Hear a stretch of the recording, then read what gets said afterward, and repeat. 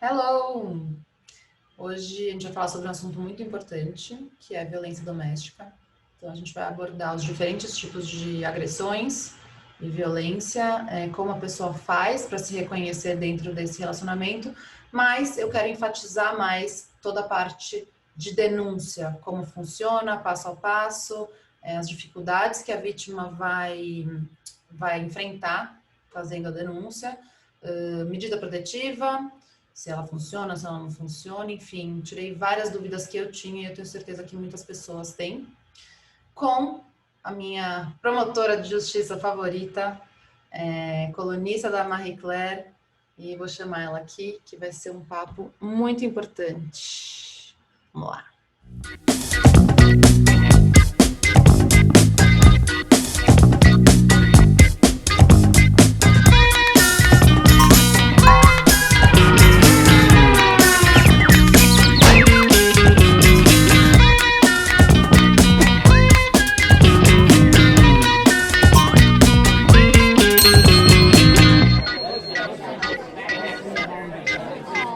Silvinha Chaquié, seja muito bem-vinda, sua linda. Muito obrigada por ter topado esse convite para falar de uma coisa que é tão importante, né? Que é a violência doméstica e toda a parte de denúncia aí que você trabalha.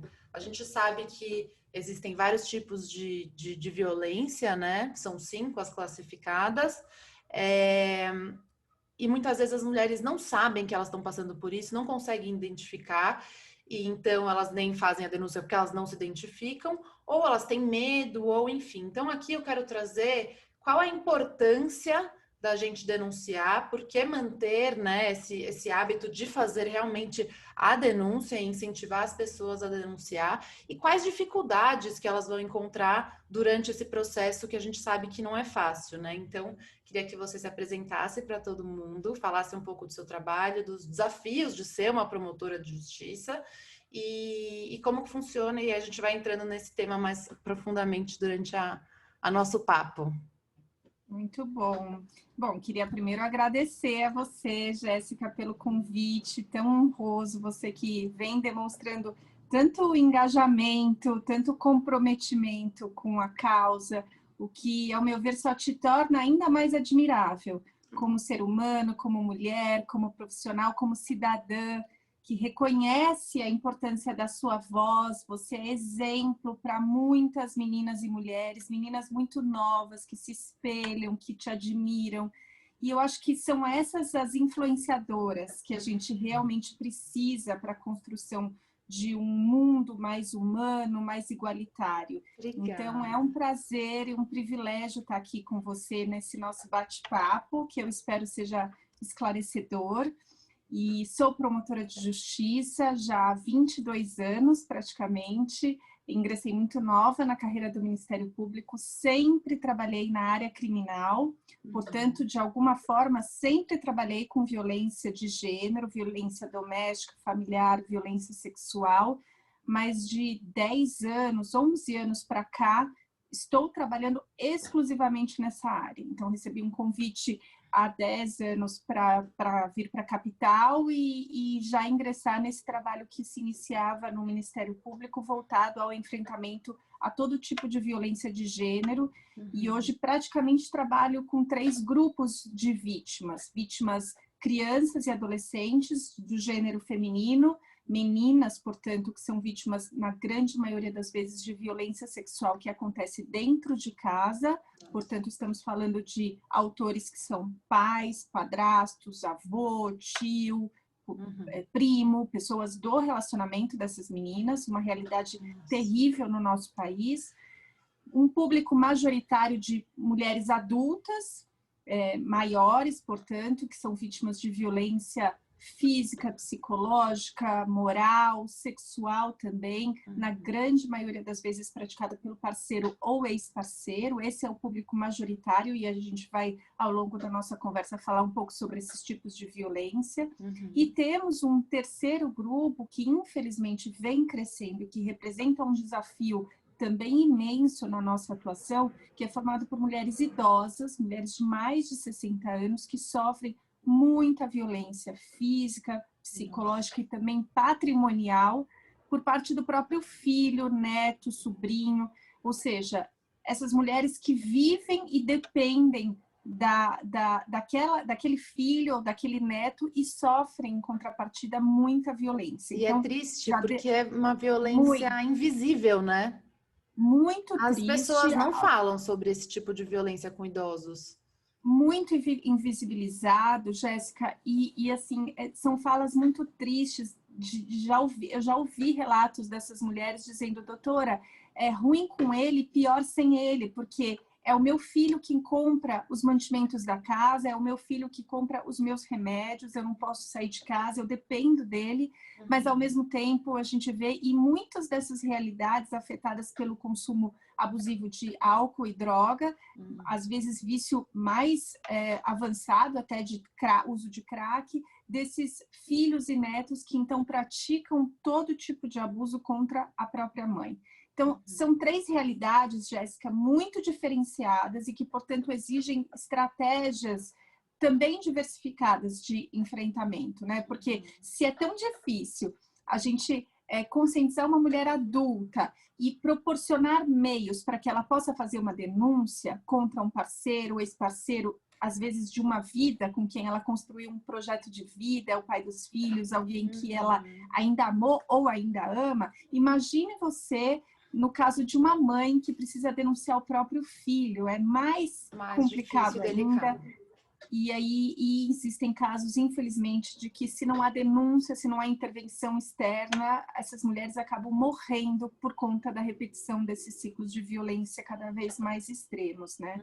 Mas eu queria também aqui, Jéssica, dizer que é muito interessante a gente poder fazer esse debate aqui no seu espaço, nesse período de pandemia que nós estamos atravessando, né? E a gente precisa falar sobre isso, porque a gente acabou de assistir e acompanhar nos outros países como foram experiências de mulheres na política que proporcionaram estratégias de sucesso no combate à pandemia, e a gente viu isso, como as mulheres, e eu não digo isso reforçando estereótipos, porque acho que para a gente desconstruir, a gente não precisa criar novos estereótipos, mas ficou muito claro como mulheres na política podem ter um olhar mais horizontal para o problema, ouvir mais a ciência, ouvir especialistas, se julgarem menos donas da verdade, né? E aí conseguirem, então, com muita objetividade e criatividade, estabelecer estratégias importantes de enfrentamento a crises. E, ao mesmo tempo, no nosso país, principalmente,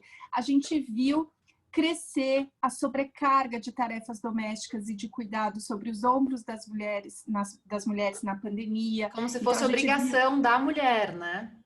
E como isso acabou adoecendo mulheres. Então, eu tenho visto cada vez mais mulheres muito sobrecarregadas. É interessante, outro dia eu li um artigo que dizia que esses termos, dupla, tripla jornada, foram abandonados para a gente passar a utilizar o termo jornada contínua, ou seja, a mulher o tempo inteiro, misturados os limites da vida privada, porque ela está em casa, está trabalhando em home office, mas ao mesmo tempo exercendo a maternidade, ao mesmo tempo cuidando da casa e das tarefas domésticas de cuidado e dos afazeres dos filhos, enfim. Esses limites estão tão misturados que a mulher só não está descansando quando ela só não está trabalhando quando ela está dormindo, né? Ela não descansa e ela adoece. E você me corrija se eu estiver errada. Além disso, o período maior dessa mulher em casa, aquela mulher que já sofria violência doméstica, ela está sofrendo muito mais, assim, na pandemia. Perfeito. O aumento de violência doméstica, assim, das mulheres violentadas e abusadas, aumentou, assim, um número astronômico, porque as pessoas já estão sendo obrigadas a ficar dentro da própria casa, junto com os seus parceiros, e quando essa parceria não é uma parceria legal, né, uma parceria tóxica, isso aí eleva um grau absurdo, né? Perfeito, é isso. Então, você tem o aumento dos problemas econômicos e o aumento do grau de isolamento dessa mulher em casa e submetida ao controle do parceiro. Então, como você bem colocou, quando já existe uma relação abusiva, tóxica, como você falou, porque, evidentemente, a pandemia não transforma um homem em agressor, mas a gente Lógico. tem já, naqueles relacionamentos permeados por controle e violência, o gatilho, né, o estopim para mais violência, porque, infelizmente, para milhares de meninas e mulheres no nosso país, casa, Jéssica, não é sinônimo de lar, e sim de espaço de medo, de insegurança, de violência, de abuso. Então, infelizmente, a gente viu crescer esses índices de violência. A ONU já havia, desde o início da pandemia, alertado o mundo sobre os perigos de aumento de violência contra a mulher, de enfraquecimento dos serviços, dos canais de denúncia, dos equipamentos que estão preparados para acolher e receber essas mulheres. Então, você tem, com o fechamento de alguns espaços, também o reforço do silenciamento para essas mulheres, aumento de subnotificação. Então, esse contexto que só reforça a importância de a gente falar sobre esses temas nesse período, né? Total. E aí a gente tem, assim, fora tudo isso, a dificuldade muito grande, eu digo isso por eu ter vivido isso na pele, né? A dificuldade dessas mulheres identificarem que elas estão em um relacionamento abusivo. Então, assim, existem diferentes tipos de violência. Por exemplo, quando há violência física, às vezes a pessoa não percebe, tá? Eu, por exemplo, eu apanhava puxão de cabelo, enforcamento, empurrão, beliscão, chutes, mas eu nunca ficava com a cara desfigurada. Eu achava que violência doméstica era um negócio em que a mulher ficava completamente com a cara desfigurada, abria, ficava com o olho roxo. Então, eu achava que aquilo não era apanhar. Eu fui entender depois de estudar muito que aquilo era uma agressão física, né? Então, muitas vezes... Mas, de qualquer jeito, a agressão física é uma coisa que a pessoa já fica mais em alerta, né? A pessoa já é mais fácil de identificar. Agora, tem aquelas outras violências, né? A patrimonial, que é o controle de tudo que a mulher ganha, quem controla é o homem. Violência moral, né? Em que ela te diminui, te humilha na frente das pessoas. Tem a sexual, que você, imagina, nunca vou achar que eu tô sendo estuprada pelo meu marido. Isso não existe. Mas hoje a gente sabe que existe sim, qualquer forma ou ato sexual que não é consentido é sim um estupro. E tem aquela violência psicológica, que agora, inclusive com esse Big Brother que está acontecendo, então tá se falando muito mais sobre isso, né? Para mim é uma violência que ela acaba com... Ela te deixa vazia, então ela traz marcas e cicatrizes muito mais graves do que uma violência física. Dependendo da violência física, claro, mas assim, isso pode te acabar com a mulher por anos, né? Agora, como existe essa dificuldade, né? Eu queria saber, em cada uma desses tipos de violência, quando que cabe uma denúncia, né? Então, como denunciar um agressor psicológico, por exemplo?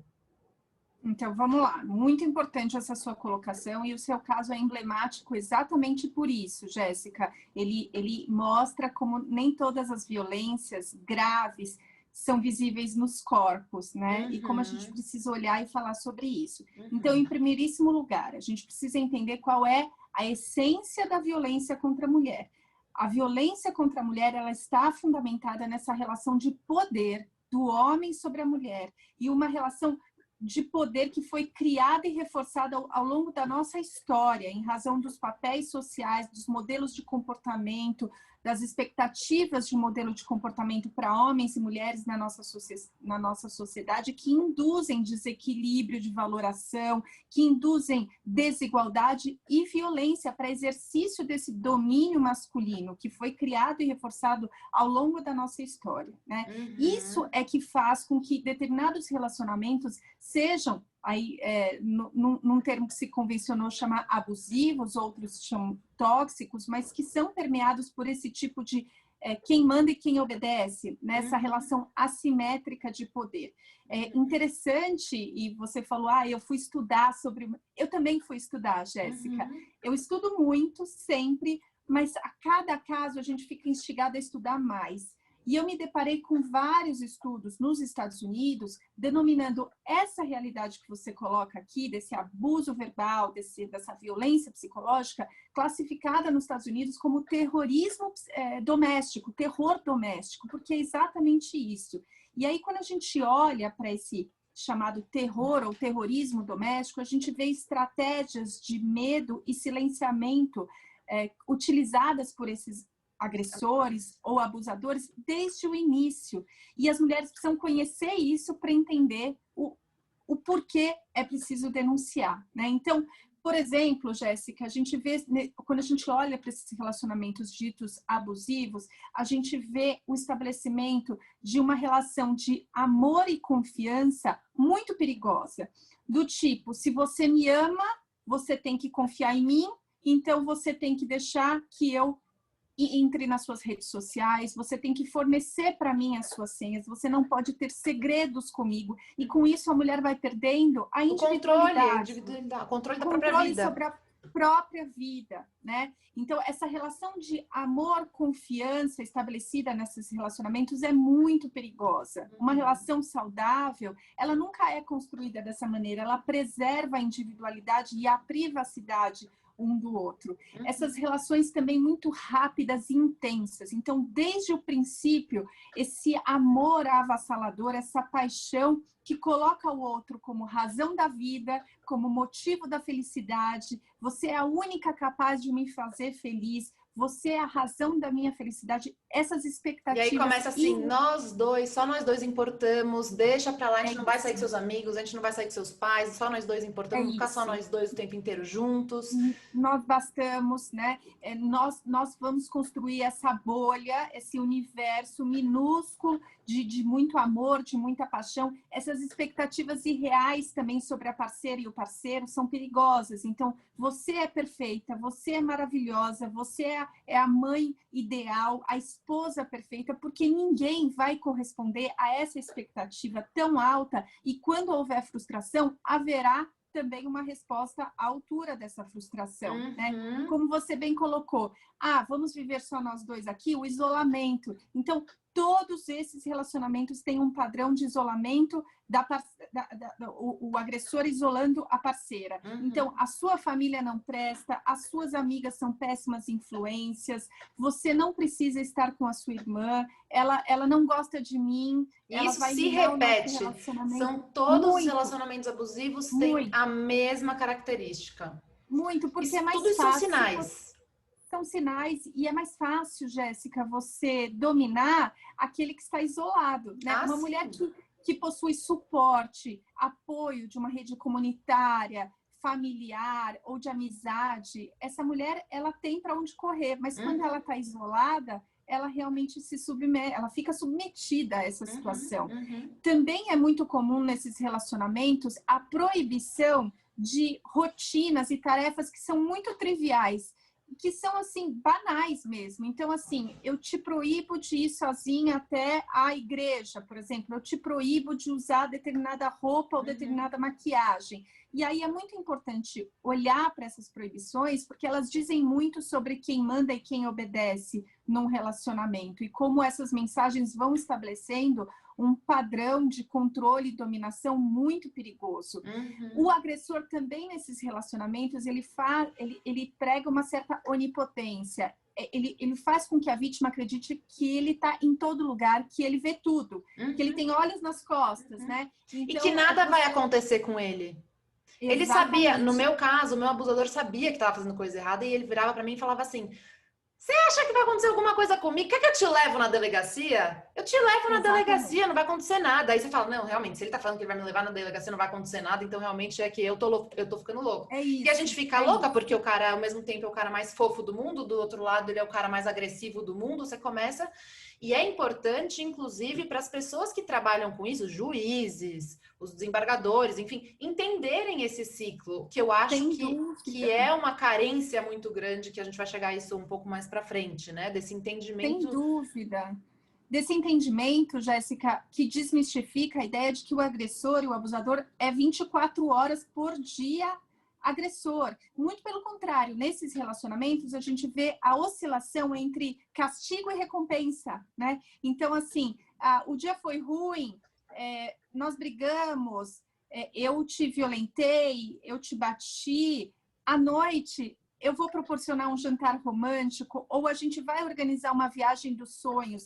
Essa oscilação de castigo e recompensa, de dias ruins e dias maravilhosos, faz com que, de fato, a vítima altere a própria percepção da realidade, como você colocou. Ou seja, né? ela também tem oscilações de comportamento. Sem dúvida, Então e a ela vai gente tem ficar, nome para isso. ela vai ficar, não, eu quero ir embora. Depois ela, não, eu quero ficar. Não, eu amo ele. Isso. Não, eu preciso ir embora. Isso não é certo. Então ela fica, às vezes, ela tem lapsos de consciência, de cair na realidade. Isso não é para mim, isso aqui tá errado. De repente ela, não, ele vai mudar, vai dar tudo certo, vai ficar tudo bem. E as pessoas não entendem isso. Tanto é que há um julgamento social muito grande em cima dessas mulheres que falam, eu preciso ir embora, ele é muito agressivo comigo, ele é violento. De repente ela tá de volta. As pessoas, o que que ela gosta de apanhar, né? Porque tá junto. Exatamente. A própria família e os amigos, né, vão dizer, mas como? Se você no final de semana estava viajando numa praia paradisíaca com ele, como é que você pode agora, depois de poucos dias, dizer que você está sendo submetida à violência? Se você estava em lua de mel outro dia, as pessoas não entendem essa dinâmica. Né? Tipo assim, no Instagram, vida é maravilhosa, nossa, o amor da vida,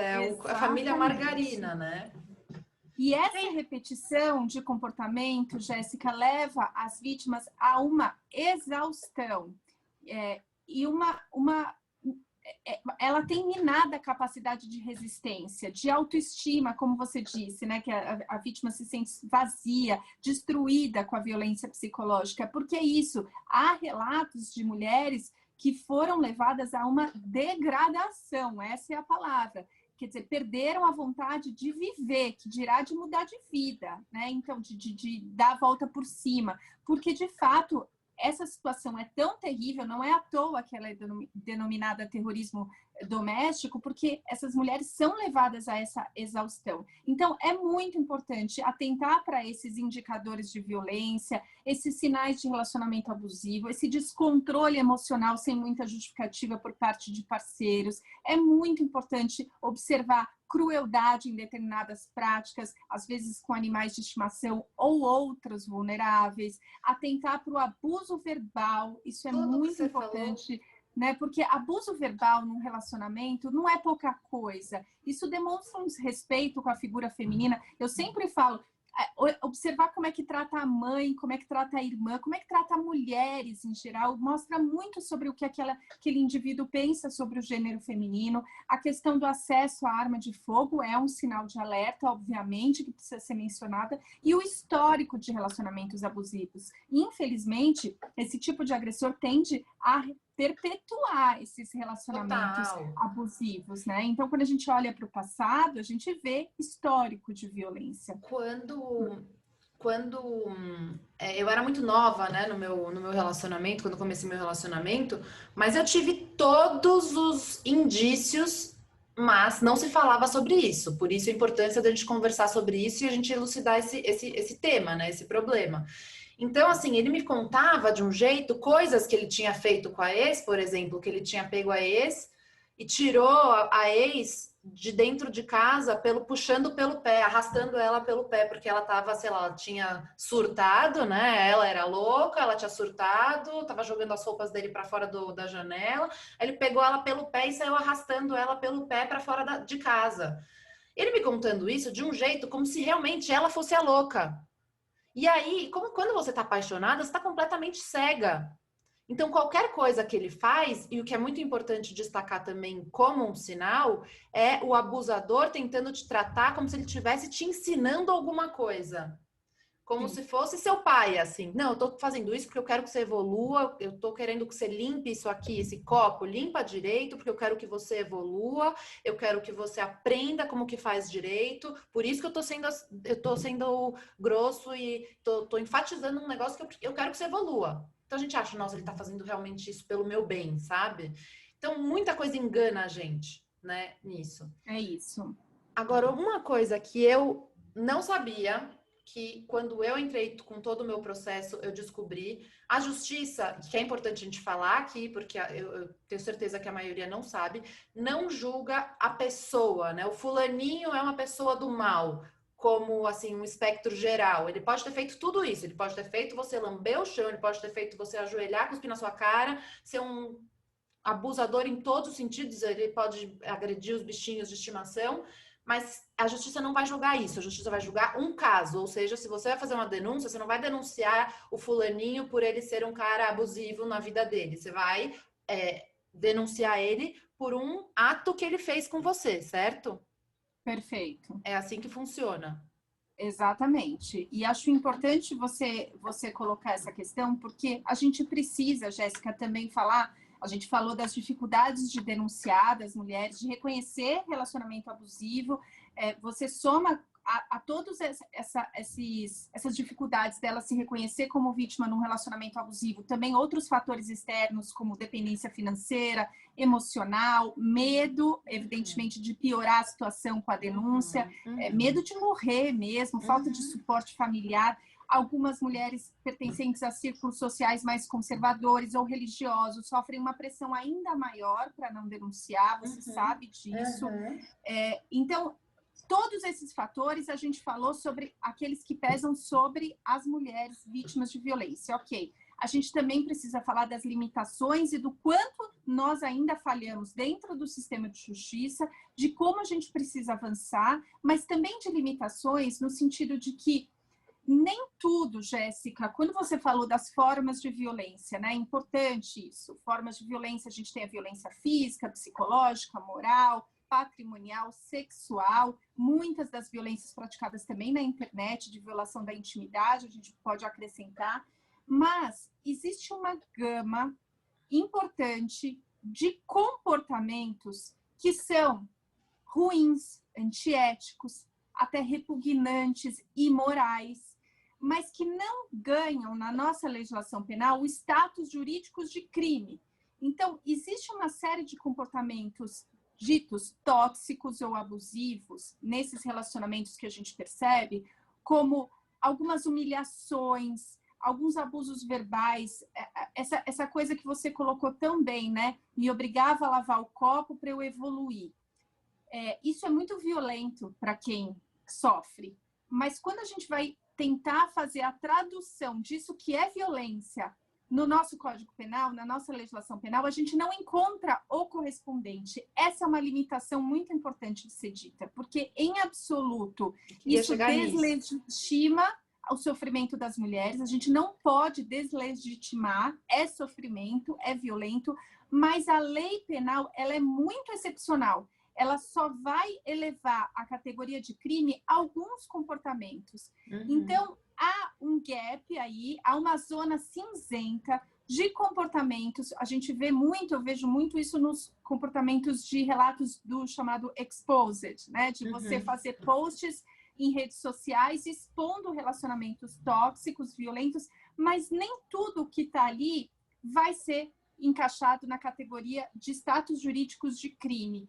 Mas aí há um ponto importante para ser dito, que a justiça, o sistema de justiça como um todo, os integrantes do sistema de justiça devem evoluir, aprimorar as respostas para essas mulheres, porque elas precisam de respostas de alguma forma que não seja, então, com um crime, né, existente na legislação, porque a gente nunca vai ter todos os comportamentos previstos como crime na nossa legislação, mas alguma resposta, alguma solução que dê essa sensação de pacificação interna, né, de amparo, de reparação, isso precisa ser dado de alguma forma. Se não é a resposta penal, se é a resposta da indenização no âmbito civil, do dano moral, por exemplo. Precisa ser reconhecido, né? Porque senão a mulher vai fazer a denúncia e aí ela acha que ela realmente tá louca, porque quando a mulher vai fazer a denúncia, ela está completamente fragilizada, ela não tem certeza de que é isso que ela quer, ela tem medo de fazer a denúncia por medo de ameaça, ou vai morrer, ou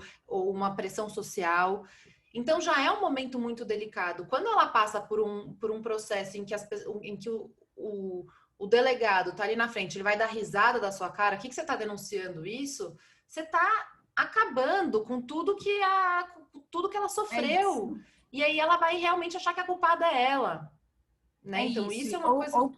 Ou que a integridade física, psicológica dela não vale nada para a justiça. Exato. Né? E ela não vale nada. Exato. Então, essa legitimação precisa ser dada, porque senão é muito perigoso. Então, a gente fica incentivando a denúncia das mulheres não silenciarem, delas buscarem ajuda, mas a resposta tem sido inadequada em alguns casos, principalmente nesses de relacionamentos abusivos que não estão tão visíveis nos corpos com os hematomas. Isso a gente evoluiu bastante, né? A agressão que deixa marcas tem sido mais reconhecida, mas nem todas as violências, aliás, grande parte das violências que atentam contra o corpo, a integridade psicológica, que causam dano psíquico, ou mesmo, como você colocou, a violência sexual no relacionamento. Ela não deixa vestígios, mas ela existe, ela causa sofrimento. Qual que é a resposta que a gente vai dar como sistema de justiça? Esse é um ponto importante, mas também tem um outro, Jéssica. A gente também precisa aprimorar, dentro do sistema de justiça, essa credibilidade que se dá à palavra da mulher vítima de violência.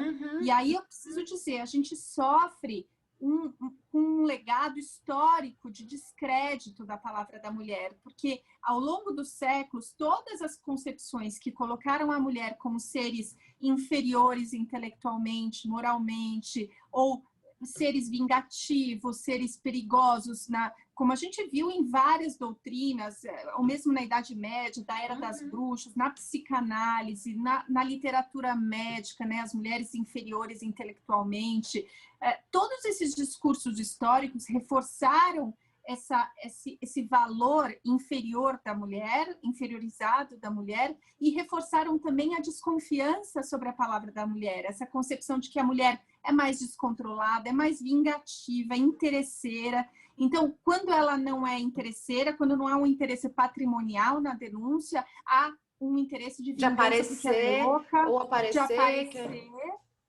como se... E é interessante esse aparecer, né? Como se fosse um crédito, assim, como se fosse uma vítima. Ganho. Ser vítima de violência sexual, por exemplo, no nosso país, que estigmatiza a vítima de estupro. Então, olha que paradoxo. Justamente a violência sexual, que é a que mais silencia, a gente tem altos índices de subnotificação, é a que mais as mulheres são colocadas a palavra em xeque, como se elas tivessem, então, interesses outros que não a responsabilização do estuprador. Quer dizer, um paradoxo terrível. É um paradoxo. E o mais triste, e o mais triste é a competitividade de mulheres, né? Então, as mulheres são as primeiras a julgar, né? A outra, ah, não, mas ela tá falando mentira. Ah, não, mas descredibilizar total. Triste. Agora, sim, eu ia... Pode falar. Fala. Não, eu ia falar sobre isso, né? Mulheres socializadas para reproduzir ações sexistas, machistas. Isso total. É muito triste. Para a gente ver o quão enraizado isso tá, né? Agora, falando de enraizado, eu ia deixar para falar isso mais para frente, mas é importante a gente falar da estrutura machista que existe, né? Aí na nossa justiça. Eu vou trazer meu caso, eu não gosto muito de falar sobre o meu caso, mas eu acho que eu fiz minha parte, eu falei... mas acho importante, né, como exemplo e para as pessoas se identificarem, entenderem e talvez conseguirem mudar alguma realidade dela, né? Mas no meu caso, eu sofri todos os tipos de violência que existem, eu sofri todos os tipos de violência. Saí extremamente fragilizada num contexto que eu fui tirada do relacionamento, eu queria voltar porque eu era apaixonada, eu sabia que estava errado, mas eu estava naquela, não, eu quero voltar, não sei viver sem ele, nananã, e caí de paraquedas ali para fazer a denúncia, né? Fiz a denúncia, ok, entrei com a medida protetiva, ganhei a medida protetiva, depois começou todo o caos de audiência, que é uma coisa extremamente desgastante, você voltar nessa história, você fazer... E eu sinto que não há um cuidado. No meu julgamento, né, na audiência, o juiz virou para mim e falou assim, tá bom, ele te bateu, mas você não fez nada para ele? Você não devolveu? Como se, assim, gente, eu tô falando de um cara de 2 metros de altura, como se qualquer coisa que eu tivesse falado pra ele, provocado ele pra me bater, justificasse ele ter me batido, ou se eu tô em legítima defesa me defender, já sou eu que sou agressiva. Entendeu? Então, assim, há um machismo, assim, muito forte. E aí ele foi, o meu abusador foi inocentado por faltas de provas, que você vê, se você vai olhar na internet, no meu caso, tem um monte de material que pode se ver, eu sei que houve já uma indignação, mas eu também quero deixar claro aqui para as pessoas que estão me ouvindo, que para mim isso, muitas pessoas perguntam, vêm mandar mensagem, como você está? Para mim foi uma história que no passado já mexeu muito comigo. Hoje em dia, a pessoa, ele, abusador, para mim é completamente indiferente, assim, o que eu quero levar, o que importa para mim mesmo, já não é mais nem a justiça, já não é mais nem a minha história, o que eu fiz com ela, eu ressignifiquei ela e eu estou trazendo ela para poder ajudar outras pessoas. E essa é a minha luta e eu vou continuar lutando com isso. Eu jamais quis. E tem ajudado. Eu jamais quis expor, eu não quero expor quem é a pessoa, eu não quero ferrar com ele, eu não vou entrar de novo, eu não quero mais nada, sabe assim? Aliás, eu tenho um monte de coisa, sabe assim? Eu tenho coisas que eu não levei para a justiça. Sabe assim, eu não tá tudo bem. O que eu quero fazer é o que eu vou fazer com isso. Então, por isso que a gente está aqui, né, conversando. Eu acho muito importante, então, a gente falar o passo a passo da denúncia e qual as dificuldades que essas mulheres realmente vão enfrentar, né, com esses machistas. Eu já ouvi de histórias da mulher indo fazer denúncia e o cara vira e fala assim, minha filha, você vai voltar com ele amanhã, você tem certeza que você quer fazer isso? Não faz isso. A mulher, naquele estado completamente fragilizado, vai falar, tá bom, não vou. Imagina a quantidade de mulheres que não viram as costas e vai embora. É isso, Jéssica. Esse seu relato, ele é muito importante também para evidenciar essas dificuldades que elas existem. Integrantes do sistema de justiça, das instituições, eles não são seres deslocados desse universo que a gente vive, que reproduz muito machismo, sexismo e que ainda responsabiliza mulheres, culpabiliza mulheres pela própria violência que sofreram. Então, esses integrantes, eles reproduzem muitas vezes nas instituições e isso é inadmissível.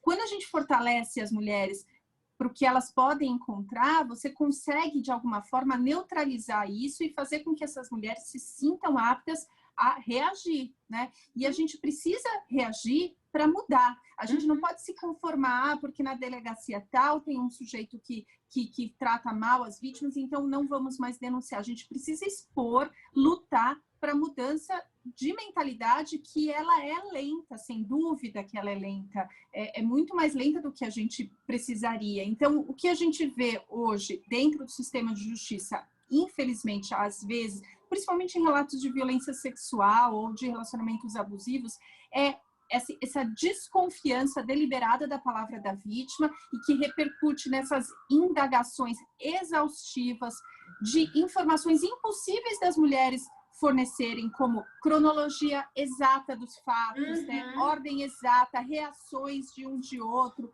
e o questionamento, né? O tempo todo, a palavra dessas vítimas sendo colocadas em xeque, confrontadas, como se estivessem, então, buscando contradições, indagações sobre o que você fez durante o ato sexual, onde você estava, por que estava vestida dessa forma, o que você fez, quais as reações, quer dizer, isso é impossível de ser fornecido, principalmente por aquela que sofre com pós-trauma, e a gente também precisa falar, Jéssica, que muitas vezes esses integrantes do sistema de justiça estão contaminados por mitos, crenças reducionistas sobre o que eles imaginam de estereótipo para uma verdadeira vítima, um verdadeiro autor de violência e um verdadeiro cenário de violência. Então, quando a gente fala de estupro, por exemplo, infelizmente esses mitos sobre a vítima ideal, entre aspas, eles afastam as mulheres que bebem, as mulheres que são mais sensuais, que trocam de parceiros, como se elas não pudessem ser vítimas de violência, né? Então a gente vê isso, a gente viu isso no caso Mariana Ferrer,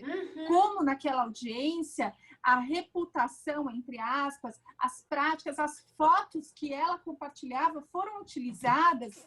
Foram motivo dela ter sido violentada, justamente por isso.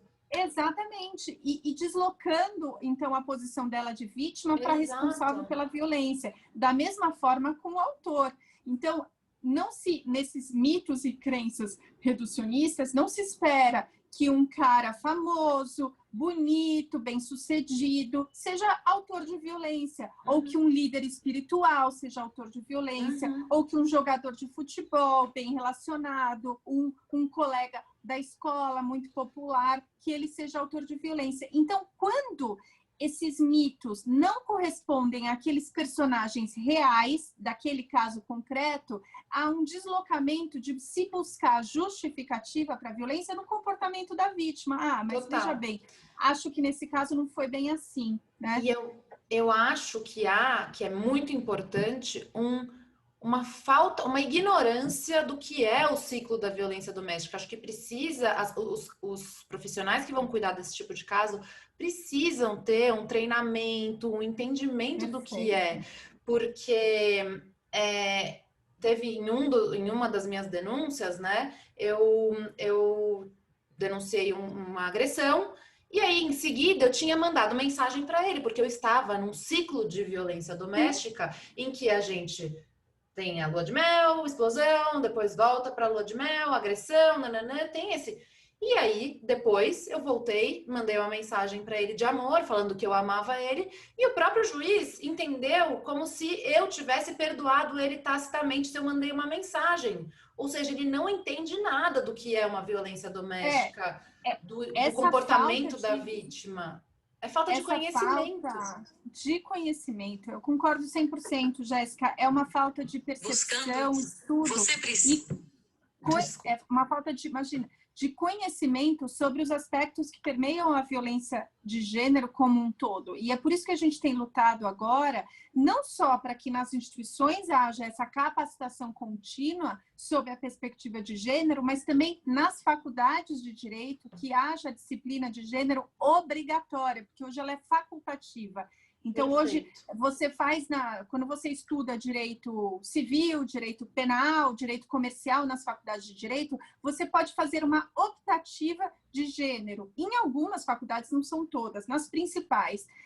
A nossa luta agora é para que não seja uma optativa, seja uma disciplina obrigatória, da mesma forma como se aprende direito civil, direito tributário, comercial, que se aprenda as questões relacionadas a gênero e que seja obrigação em todas as faculdades de direito, porque é uma forma da gente conscientizar esses profissionais que vão estar nas delegacias, no Ministério Público, na Defensoria Pública, na magistratura.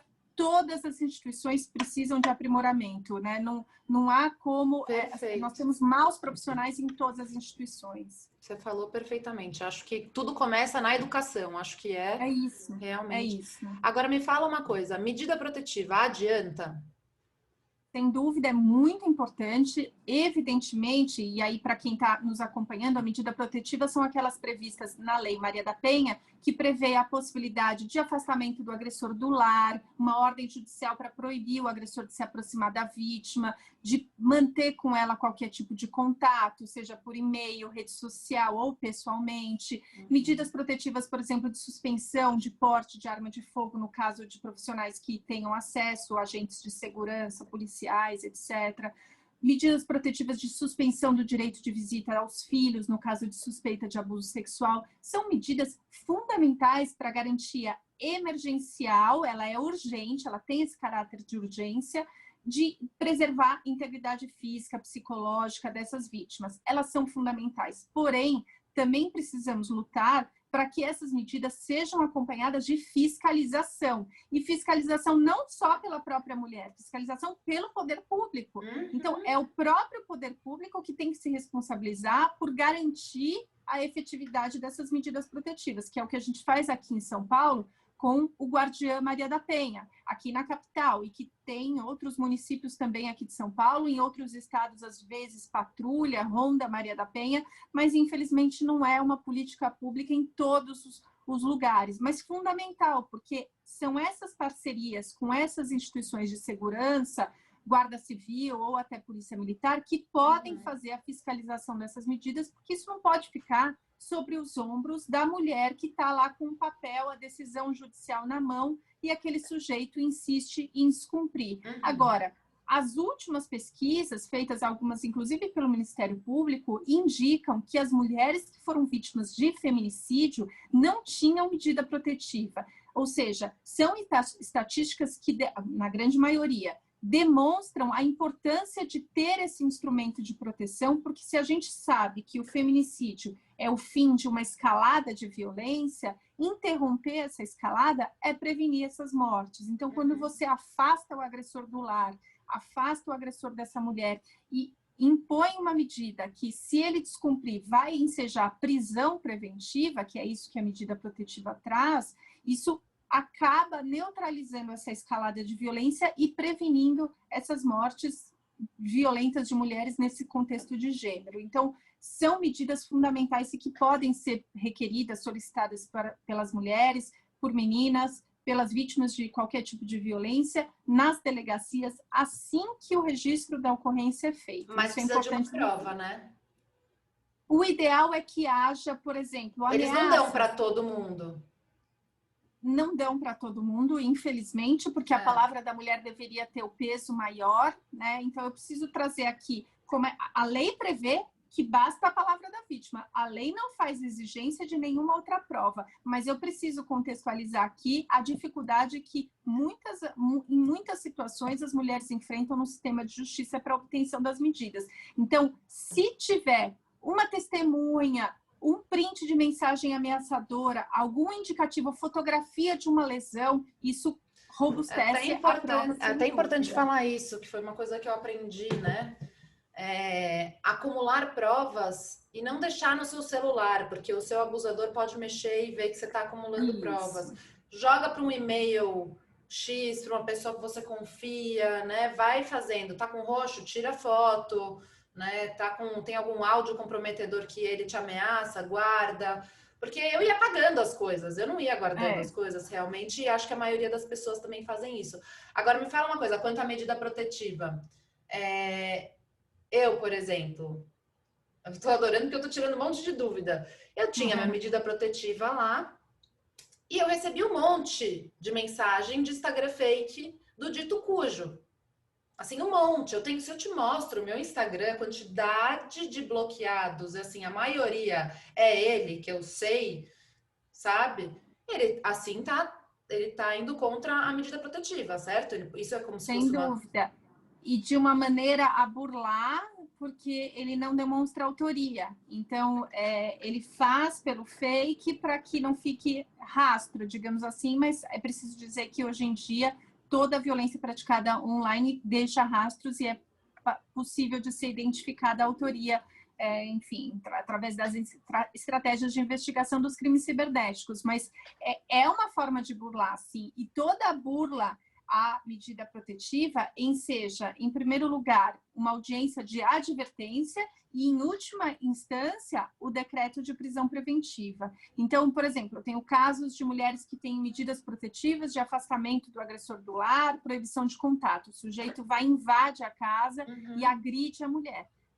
É uma invasão de domicílio, a prática de uma lesão corporal e um descumprimento de medida protetiva de urgência. Então, dá ensejo à prisão preventiva. Então, nós temos, e os tribunais têm confirmado os decretos de prisão preventiva nesses casos de violação das medidas de proteção.